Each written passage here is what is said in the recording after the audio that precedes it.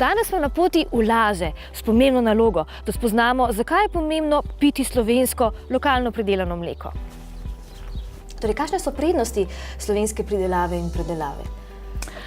Seveda so to kratke poti distribucije samega mleka, da pride do mlekarn, kjer jih pač predelamo, ker Slovenija nudi vse, kar pač krava potrebuje, da nam da dobro, živo mleko, jaz pravim. Se pravi, kvalitetno mleko, no pa s tem tudi ohranjamo kulturno krajino. Absolutno. In prav je, da se še bolj s pridom tega zavedamo, da dejanje, ko izberemo slovensko mleko, izbrane kakovosti iz lokalnega okolja, ohranjamo tudi našo deželo. No, ne gre samo za povezanost vaše družine s to mlekarno, zelo ste povezani tudi z lokalnimi kmeti. Naša majhnost naše mlekarne nam pravzaprav omogoča, da vsakega kmeta tudi osebno poznamo. Smo v bistvu kot ena velika družina. No. Ko smo stopili v kontakt z mlekarno Krepko, se mi je zdelo, da smo naredili zelo velik korak. No. Se nam je kar odvalil en kamen, takrat smo bili tudi v fazi preusmeritve v ekološko, je zagotovljen odkup. Na kmetiji smo pred 10 leti vpeljali prosto rejo. Poleg tega se živali še čez leto, kolikor je možno, pasajo. Ja, prosta reja pomeni, se pravi, niso živali privezane, a ne. Na naši kmetiji imamo, bi rekel, skoraj samooskrbno, a ne. 3/4 je travnikov in pašnikov, tako da vso voluminozno krmo pridelamo doma. Ampak ta sledljivost pri mlečnih izdelkih je res neverjetna. Praktično gremo lahko nazaj do krave, ki je dala mleko. Ja, sej, kot sem že omenila, jemljem našo majhnost kot prednost.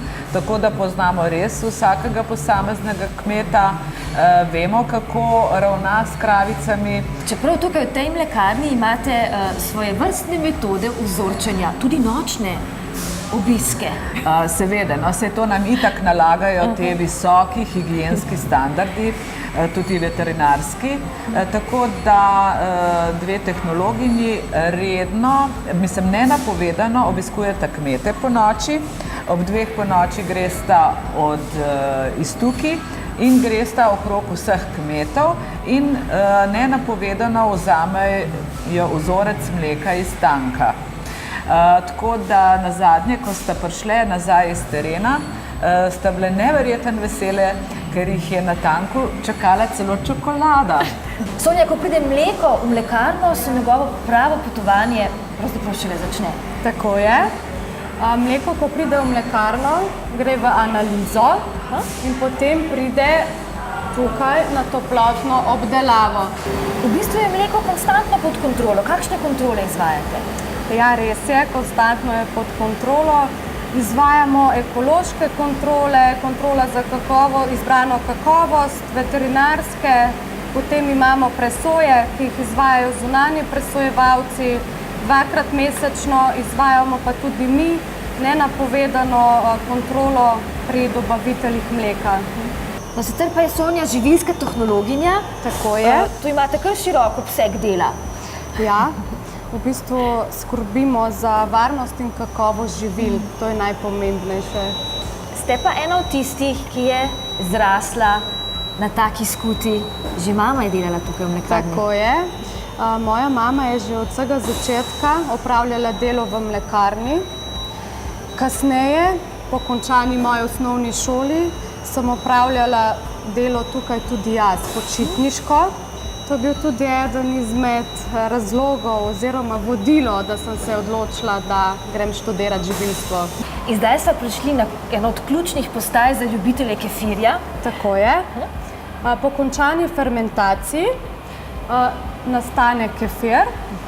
Tukaj le notri vlijemo sadni pripravek, danes bomo vlivali bio jagodo, da kamion naloži izdelke in potem grejo v šole, vrtce. Odločitev za slovensko mleko, za domačo hrano, je prava odločitev. Ne? Podpiramo s tem domače pridelovalce, nas kmete, naše družine.